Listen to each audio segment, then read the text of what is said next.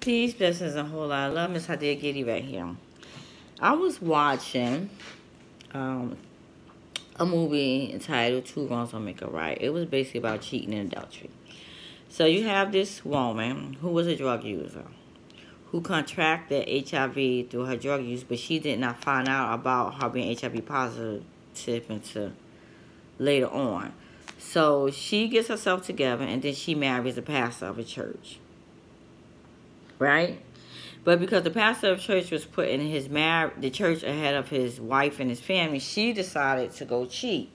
But she cheated with a member of the church who was also married. So the first wife cheated with a member of the church who was also married. Those two began sleeping together.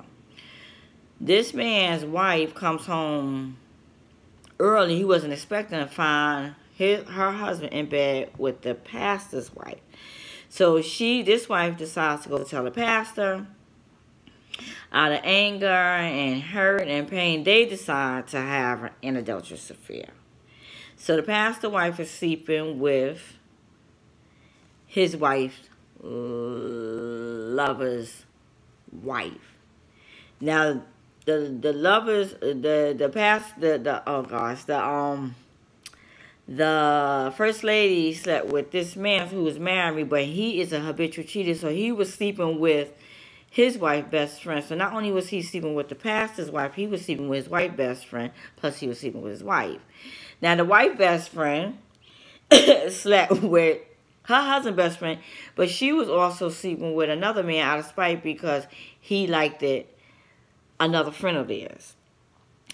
So you have these people in a love triangle of committing adultery and cheating on one another for various reasons.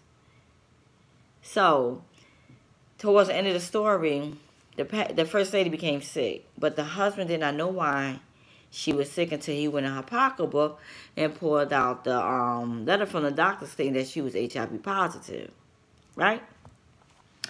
So he confronts, he goes share this information with the other woman that he was cheating, one of the members of the church, who is pregnant, but she doesn't know who the father is. She doesn't know if it's her husband or it could be the pastor's child.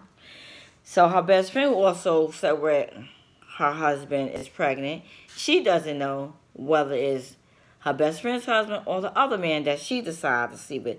So you have two women pregnant who don't know who the father is, and then you got HIV that's been circulating throughout this circle because people want to sleep around and don't want to use protection.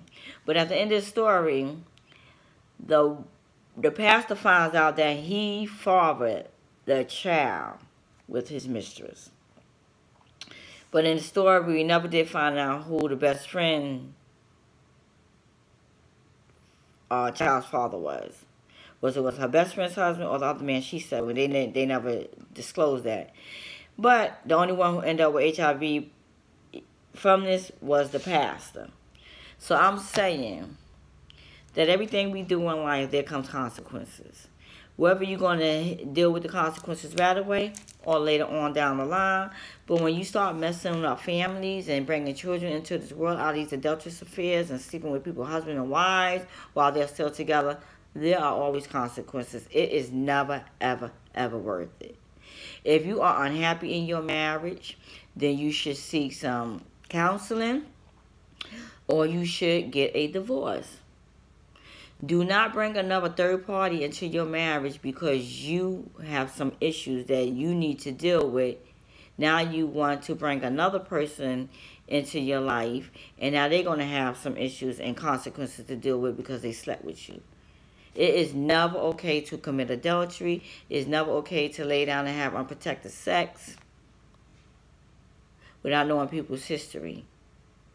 And they ought to be grateful that it was just a story on TV, where this shit happens in real life. People are sleeping around, having these children with people they shouldn't be having children by, and people ended up with sexually transmitted diseases, especially ones that you can't get rid of, like HIV.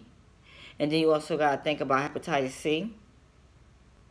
So if you're going to sleep around, protect yourself. If you are unhappy in your marriage, then get a freaking divorce. Don't destroy other people's lives because you have issues and you can't control your own sexual desires. Peace, blessings, and a whole lot of love, Miss Hadia Giddy.